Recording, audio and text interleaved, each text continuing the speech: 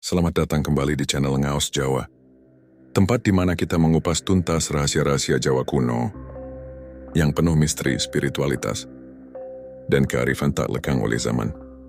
Assalamualaikum warahmatullahi wabarakatuh. Salam budaya untuk kita semua para pecinta kearifan lokal Nusantara.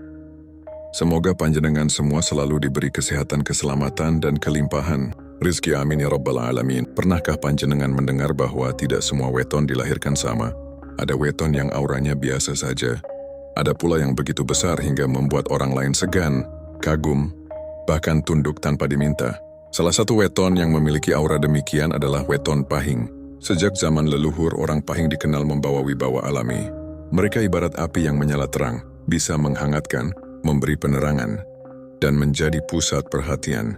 Namun di saat yang sama, api juga bisa membakar dan melalap habis apa saja bila tidak dikendalikan. Itulah gambaran energi besar yang dimiliki orang Pahing. Penuh potensi, tapi juga penuh risiko. Dalam kehidupan sehari-hari banyak orang Pahing yang menonjol. Mereka sering dipercaya memimpin, dijadikan panutan, atau setidaknya dihormati oleh lingkungannya. Rezeki orang Pahing biasanya mengalir lebih deras daripada weton lain, karena daya tarik alaminya membuat orang percaya dan mau bekerja sama. Namun semua itu tidak datang tanpa syarat. Leluhur Jawa sejak dulu sudah berpesan, kekuatan besar selalu datang bersama pantangan besar. Apa maksudnya? Orang Pahing memang diberi karunia berupa energi wibawa, kecerdasan, dan keberuntungan. Tetapi bila pantangan leluhur dilanggar, maka karunia itu bisa berbalik menjadi beban. Rezeki yang awalnya lancar bisa seret, hubungan yang hangat bisa hancur, bahkan jalan hidup yang tampak terang bisa tiba-tiba gelap tanpa arah. Banyak kisah turun-temurun menceritakan tentang orang Pahing yang sukses besar lalu jatuh miskin seketika. Ada yang awalnya disegani tapi kemudian dijauhi bahkan oleh keluarga sendiri. Ada pula yang terlihat kuat di luar, namun batinnya hampa karena kesalahan kecil melanggar pantangan leluhur. Semua itu bukan kebetulan, melainkan peringatan bahwa energi besar harus dijaga keseimbangannya. Dalam tradisi Jawa, pantangan bukan sekadar larangan tanpa alasan. Pantangan adalah pagar gaib, batas yang menjaga seseorang agar tidak melampaui garis yang bisa membahayakan dirinya sendiri. Seperti halnya sebuah sungai yang butuh tanggul agar tidak meluap, demikian pula energi besar orang Pahing butuh pantangan agar tidak berubah menjadi bencana. Itulah sebabnya memahami pantangan orang Pahing sangatlah penting. Bukan untuk menakut-nakuti, tetapi untuk mengingatkan bahwa setiap anugerah selalu diiringi tanggung jawab. Dengan menjaga pantangan, aura besar Pahing akan selalu menjadi cahaya yang membawa keberkahan. Sebaliknya jika pantangan diabaikan, hidup mereka bisa berubah menjadi rangkaian ujian berat yang seolah tak ada habisnya. Ingatlah, wejangan leluhur bukan sekadar mitos. Ia adalah warisan bijak yang lahir dari pengalaman panjang, dari kehidupan yang diuji berkali-kali oleh waktu. Bila kita mampu memahaminya, kita akan tahu bahwa pantangan bukan untuk membatasi, tetapi untuk menjaga. Sebelum kita lanjut lebih dalam, saya ingin mengajak panjenengan semua untuk klik tombol subscribe agar kita selalu terhubung dalam perjalanan spiritual ini.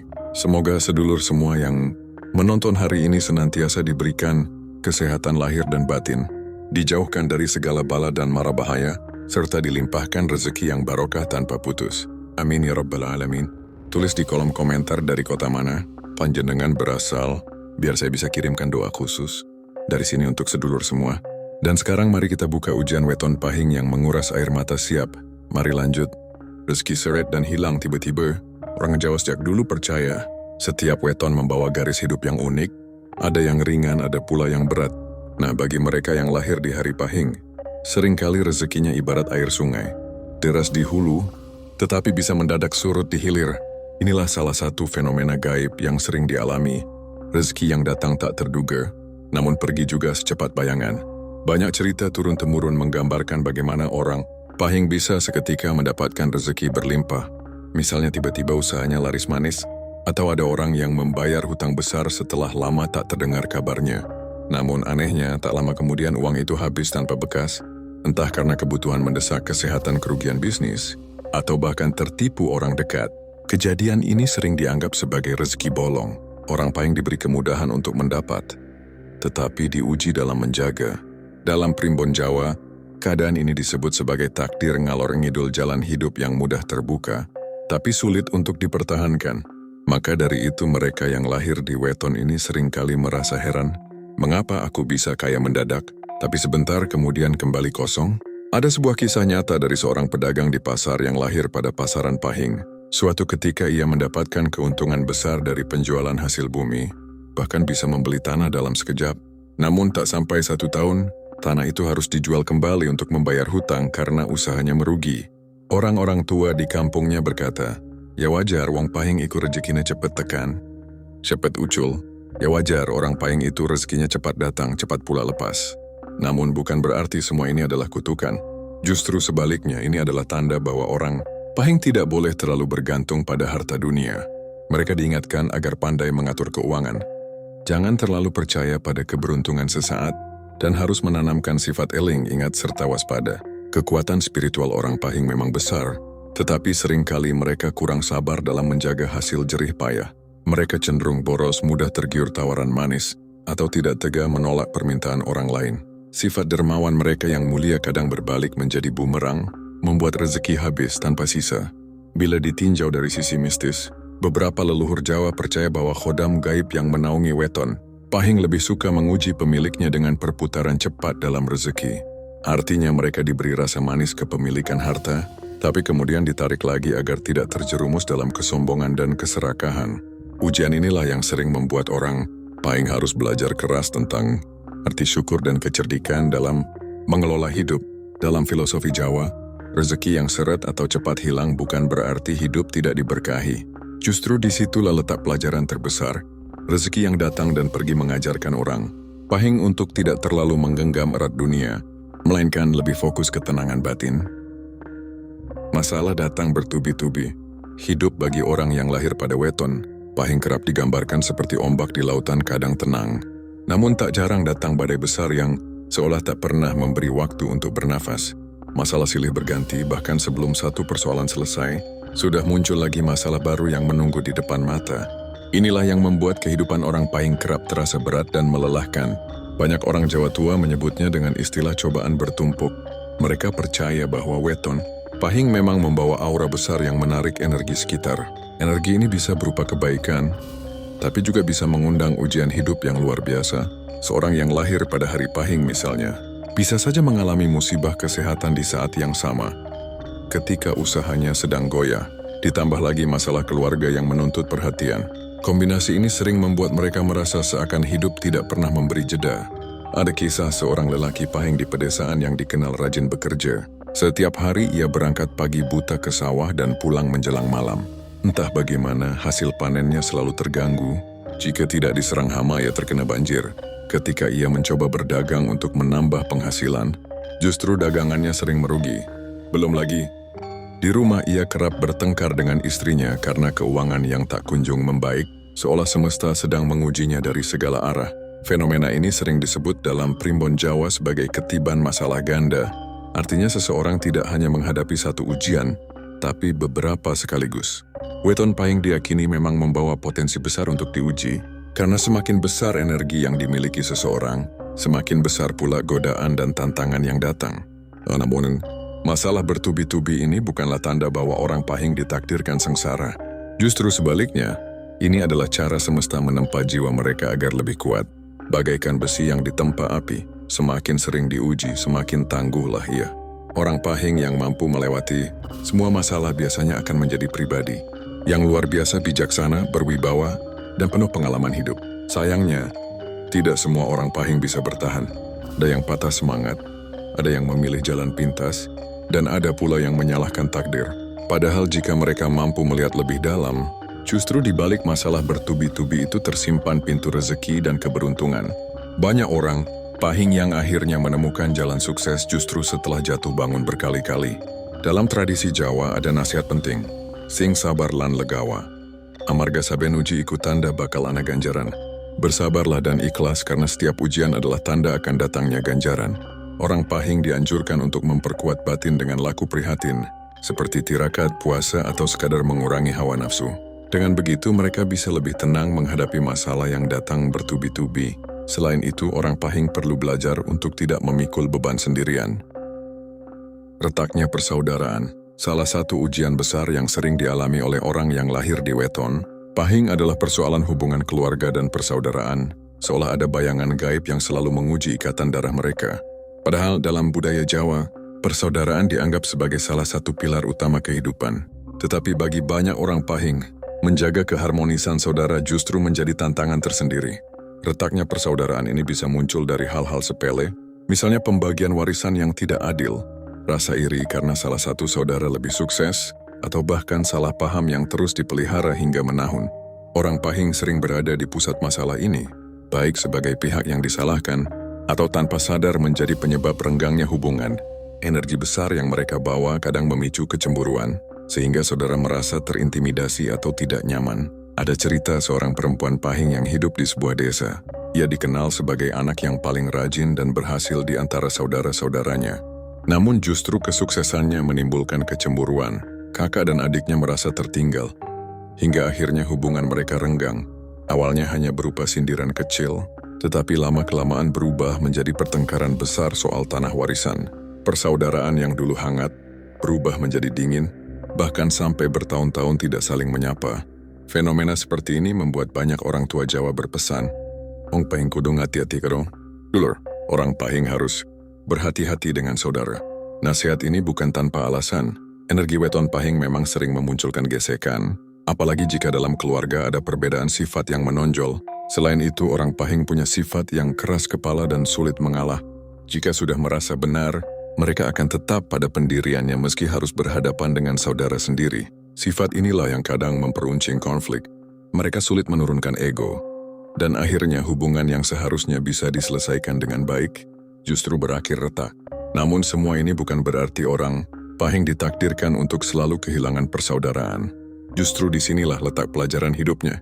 Dalam kacamata spiritual, retaknya persaudaraan pada orang pahing sering dianggap sebagai karma leluhur. Ada kemungkinan bahwa di masa lalu, nenek moyang mereka pernah mengalami konflik keluarga yang belum terselesaikan. Energi itu kemudian menurun pada keturunannya. Oleh karena itu, orang pahing dianjurkan untuk sering melakukan doa, selamatan, atau sedekah dengan niat ngeruat membersihkan diri dan keluarga dari sengkala.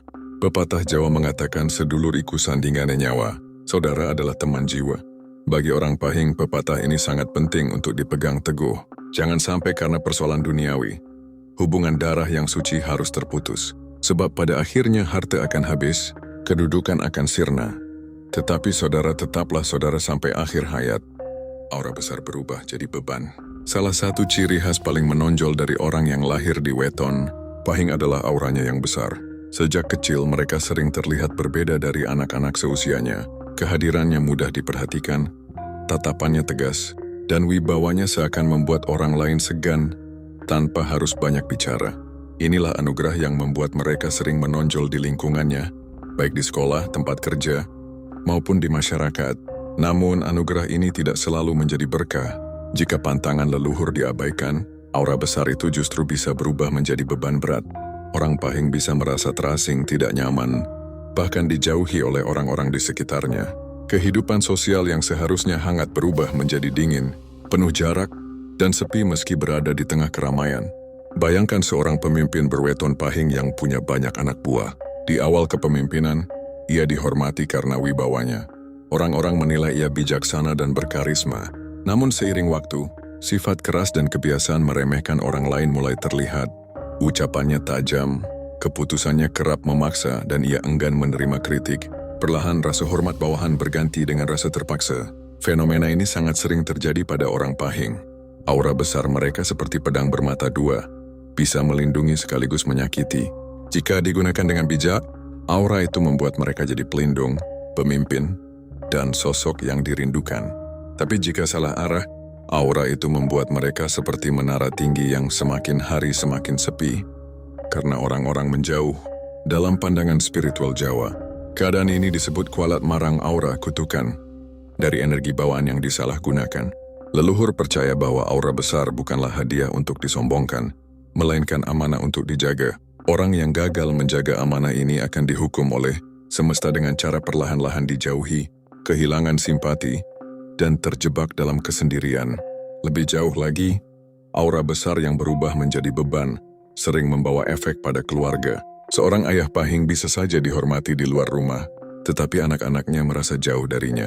Istri merasa tidak diperhatikan, atau bahkan merasa tertekan oleh wibawa yang terlalu dominan.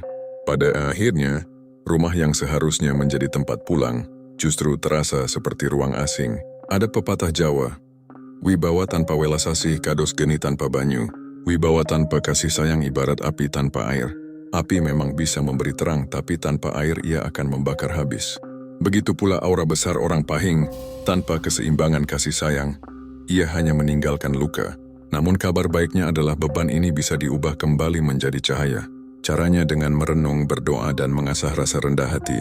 Orang pahing perlu belajar untuk menggunakan wibawanya bukan sebagai alat menekan, tetapi sebagai sarana melindungi.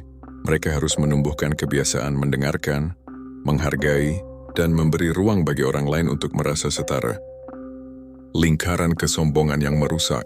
Di balik wibawa besar dan kecerdikan orang pahing, ada satu pantangan yang paling sulit mereka hindari: kesombongan. Leluhur Jawa sudah berulang kali mengingatkan, sombong iku cedak karo rubuh. Kesombongan itu dekat dengan kehancuran. Dan bagi orang yang lahir di weton pahing, pepatah ini seperti alarm yang selalu berbunyi sepanjang hidupnya. Aura besar yang mereka bawa sering membuat orang lain menaruh hormat. Banyak yang tunduk, kagum, bahkan menjadikan mereka pemimpin secara alami. Namun justru disitulah jebakan terbesar. Perlahan tanpa disadari, rasa dihormati itu berubah menjadi keyakinan bahwa dirinya lebih tinggi dari orang lain. Sikap ini menumbuhkan lingkaran kesombongan yang semakin lama, semakin sulit dipatahkan. Kesombongan orang pahing biasanya muncul dari dua hal: kata-kata dan keputusan. Dalam berbicara, mereka sering tegas dan lugas, tapi ketika melanggar pantangan, ketegasan itu berubah jadi arogansi. Kata-kata yang seharusnya memotivasi justru terdengar merendahkan. Kritik yang seharusnya membangun malah menusuk hati. Akibatnya, orang-orang yang dulu setia mulai menjauh diam-diam. Dalam pengambilan keputusan, orang pahing juga cenderung keras kepala. Mereka yakin bahwa jalan mereka paling benar. Ketika ada yang menasihati, mereka menolaknya mentah-mentah. Dari sinilah lahir konflik. Sahabat lama merasa tidak dihargai. Pasangan merasa tidak didengarkan. Anak-anak merasa terkekang. Lingkaran kesombongan pun terbentuk. Semakin tinggi kesombongan, semakin banyak orang menjauh, dan semakin merasa dirinya sendirilah yang benar. Ada sebuah kisah tentang seorang pria pahing yang sukses dalam bisnis. Ia kaya, dihormati, dan sering dimintai nasihat. Namun setelah beberapa tahun kesombongannya mulai terlihat. Ia selalu memamerkan harta, meremehkan usaha orang lain, bahkan merasa tidak membutuhkan siapapun. Perlahan-lahan, rekan bisnisnya menjauh, karyawan setia satu persatu mengundurkan diri, dan keluarganya pun tidak betah tinggal bersamanya. Dalam hitungan tahun, kerajaan bisnis yang ia bangun runtuh, bukan karena kurang pintar, tetapi karena kesombongan. Secara spiritual, kesombongan bagi orang pahing bukan sekadar sifat buruk, melainkan sengkala batin. Energi besar yang seharusnya menjadi pelindung berubah menjadi magnet bagi energi negatif. Kesombongan membuat pintu hati tertutup dari doa, sedekah, kehilangan keberkahan, dan rezeki menjadi seret. Alam seakan menegur dengan cara yang keras, mengambil kembali apa yang dulu diberikan. Tetapi, seperti halnya pantangan lain, lingkaran kesombongan masih bisa diputus. Leluhur mengajarkan satu laku sederhana, ngasorake awak, merendahkan diri. Ini bukan berarti merendahkan martabat, melainkan belajar ikhlas untuk menundukkan ego. Dengan sering memberi sedekah, berbakti kepada orang tua, mendengarkan nasihat pasangan, dan menghargai orang kecil, kesombongan itu perlahan luluh. Seorang pahing yang mau belajar rendah hati akan menemukan hal luar biasa. Rezeki macet dan kehilangan arah hidup. Jika ada ujian paling berat yang kerap menimpa orang berweton pahing, maka itu adalah saat mereka merasakan bagaimana rezekinya macet, jalan hidup terasa buntu, dan batin kehilangan arah. Dalam istilah Jawa kuno, keadaan ini sering disebut pati sesirih, sebuah kondisi di mana keberuntungan seperti ditutup rapat. Orang pahing umumnya dikenal gigih. Mereka tidak mudah menyerah bahkan saat menghadapi masalah besar. Tetapi ketika pantangan leluhur mereka dilanggar, semesta seakan membalas dengan menutup semua jalan. Usaha yang biasanya lancar tiba-tiba gagal, pekerjaan yang biasanya mudah didapat tiba-tiba hilang, bahkan rencana yang sudah matang tiba-tiba bubar tanpa sebab jelas. Semua terasa seperti dikunci. Bayangkan seorang perempuan pahing yang bekerja keras membuka warung.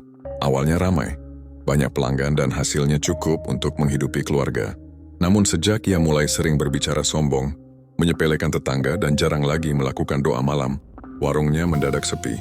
Pelanggan lama menghilang satu persatu, dagangan sering basi, dan modal habis entah kemana.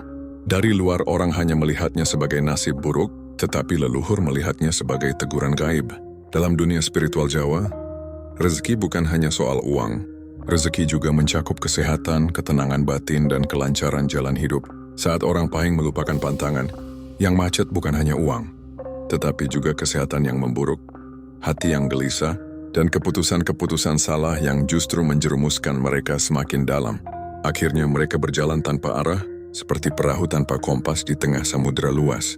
Sifat keras kepala orang Pahing membuat situasi ini semakin berat. Ketika rezeki macet, mereka sering mencoba memaksakan jalan dengan kekuatan sendiri. Mereka bekerja lebih keras, memaksakan rencana, atau bahkan mengambil jalan pintas. Padahal justru di saat itulah semesta sedang meminta mereka untuk berhenti sejenak, merenung, dan kembali ke laku spiritual yang sederhana. Berdoa, berderma, dan menghormati leluhur. Kesadaran ini sering datang terlambat. Banyak orang Pahing baru tersadar setelah kehilangan banyak hal. Harta habis, keluarga renggang, kesehatan menurun. Namun kabar baiknya, semesta selalu memberi jalan kembali saat mereka menundukkan ego, memohon ampunan, dan kembali ke jalan doa. Pintu rezeki perlahan terbuka lagi. Tidak secepat kilat, tetapi sedikit demi sedikit ada cahaya yang menuntun. Ada kisah seorang pria Pahing yang bangkrut total.